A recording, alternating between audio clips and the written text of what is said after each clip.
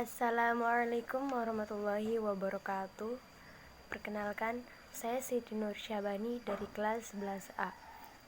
Di sini saya akan presentasikan tugas sejarah Indonesia, materi tentang peristiwa Merah Putih di Manado, 14 Februari 1945.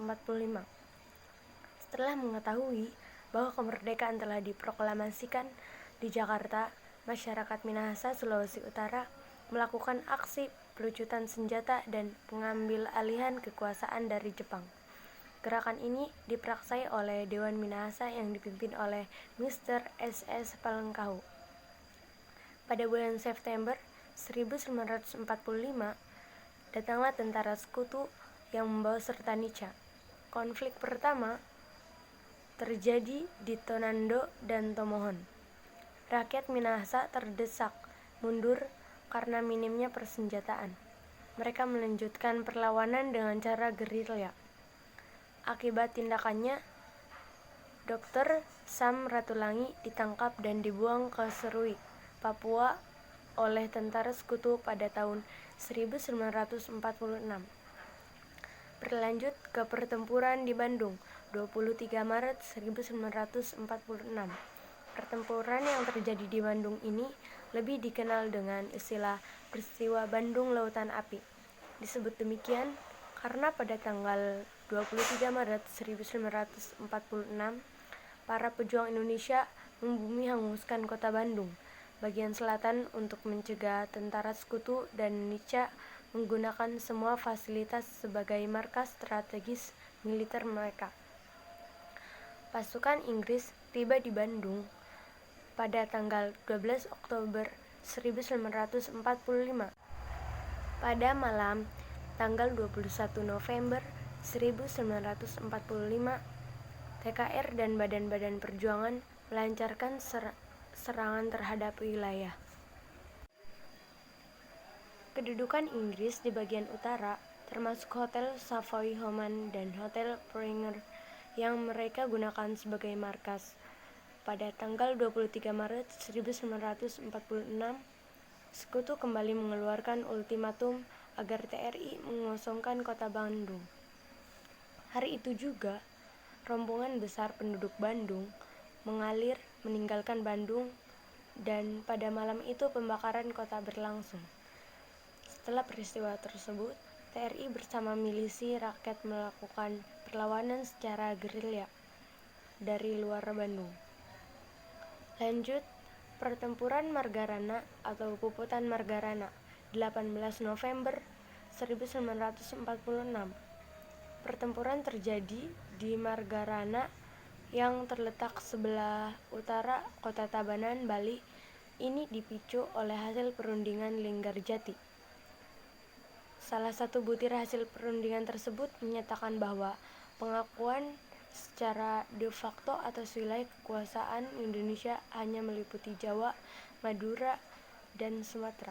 Selanjutnya, Belanda diharuskan sudah meninggalkan daerah de facto tersebut paling lambat tanggal 1 Januari 1949. Dengan demikian, Bali tidak menjadi bagian dari Indonesia.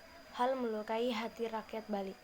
Pada tanggal 2 dan 3 Maret 1949, Belanda mendaratkan kurang lebih 2.000 pasukannya di Bali. Belanda bermaksud menyatukan Bali dengan wilayah negara Indonesia Timur. Untuk mencapai maksud tersebut, Belanda membujuk Kepala Divisi Sunda Kecil Letkol I Gusti Ngurah Rai agar bersedia diajak bekerja sama untuk membentuk NIT. Namun, Ngurah Rai menolak dengan tegas dan siap melawan Belanda. Peristiwa Puputan Margarana bermula dari perintah I Gusti Ngurah Rai kepada pasukannya yang bernama Ciunganara untuk melucuti persenjataan polisi Nica yang menduduki kota Tabanan. Peristiwa ini memicu amarah Belanda. 2 hari setelah peristiwa itu, yaitu tanggal 20 November 1946, Belanda mengerahkan seluruh pasukannya dari seluruh Bali dan Lombok dan mulai mengisolasi desa Adeng Marga.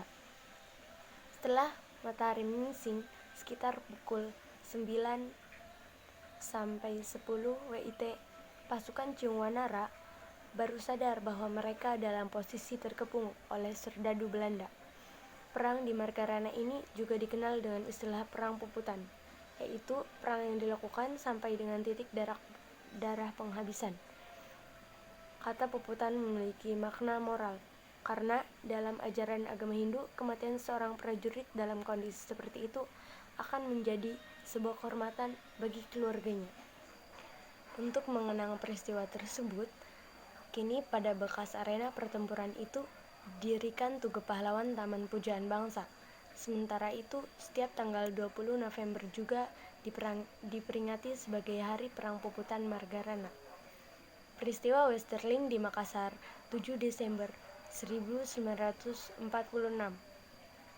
Gubernur Sulawesi Selatan, Dr. Sam Ratulangi membentuk Pusat Pemuda Nasional Indonesia (PPNI) dengan Ketua Manai Sophiaan. Organisasi ini merupakan wadah untuk menampung aspirasi masyarakat. Pada tanggal 5 Desember 1946, Belanda mengirimkan pasukan ke Sulawesi Selatan di bawah pimpinan Kapten Raymond Westerling.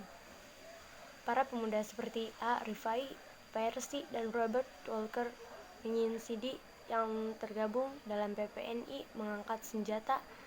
Mereka berhasil merebut tempat-tempat strategis yang dikuasai Nica.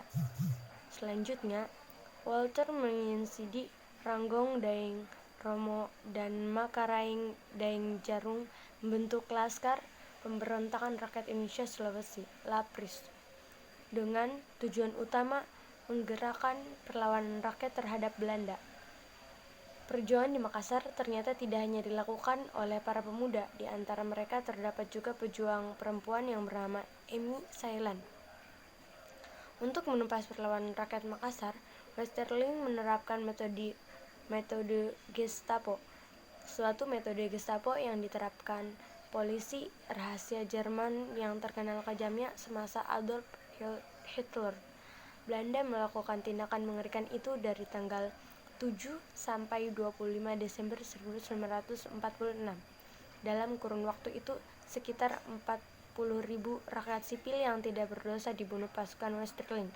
Menyinsidi sendiri ditangkap Belanda pada 28 Februari 1947. Namun, ia berhasil kabur pada 27 Oktober 1947. Mungkin cukup sekian dari saya, kurang lebihnya mohon maaf. Wassalamualaikum warahmatullahi wabarakatuh.